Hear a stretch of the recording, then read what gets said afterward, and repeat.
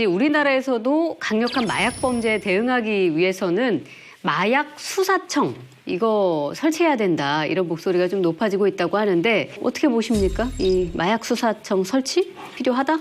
극한 직업에 나온 그분들 아니에요?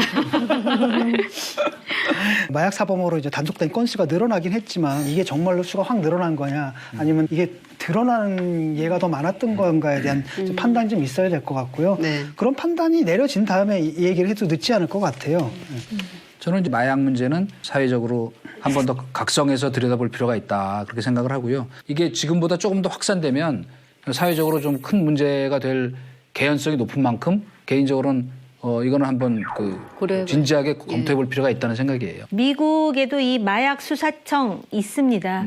그러니까 일단 그 미국의 사례에서 그 시행착오가 어떤 게 있었는지 이런 거부터 먼저 그 경찰 차원에서 좀 연구를 할 필요가 있다라고 보여지고요. 반드시 재활센터 상당히 전문화된 그런 관리하는 기관이 병행돼야 된다라는 생각이 듭니다. 실제로 우리가 모든 대책엔 돈이 필요한 거거든요.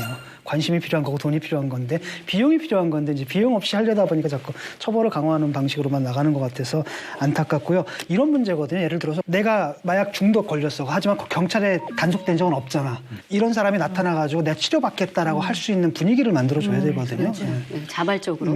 마약 수사청이 필요한 현실적인 이유는요. 수사가 굉장히 어려워요. 이게 너무 은밀히 하잖아요. 증거 잡기도 굉장히 힘들고. 간첩 수사하고 똑같다니까. 그렇죠. 그래서 그 잠복 근무도 진짜 많이 해야 되고 우리 극한 직업처럼 굉장히 전문성이 필요로 하는 영역이에요. 그런데 일반 검찰청 내에 이제 같이 두다 보면 이게 이제 순환보직 때문에 이게 전문성을 기르기가 좀 어려운 면이 있어요. 그래서 이제 그런 현실적인 문제 때문에라도 이게 별도의 조직이 좀 필요하다.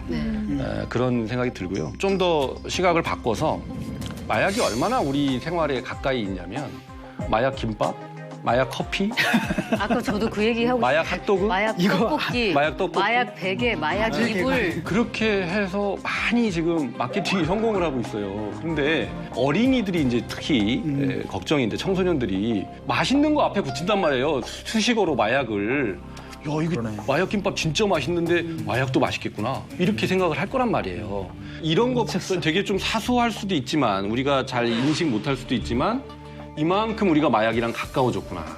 아무리 장사도 좋지만 마약이란 말은 좀 뺐으면 좋겠다. 공감하는 1인입니다. 당부드립니다. 역시 학부형이기 때문에. 이번에 이런 일을 계기로 해서 정말 제대로 된 마약과의 전쟁을 통해서 뭔가 다시 좀 청정국으로 돌아갔으면 좋겠다. 네. 그래서 제가 왜 그 생각이 드냐면 최근에 음주운전하는 사람이 굉장히 줄어들었어요. 옛날에 3스트라이크 아웃이라 3진 아웃이라 그랬잖아요.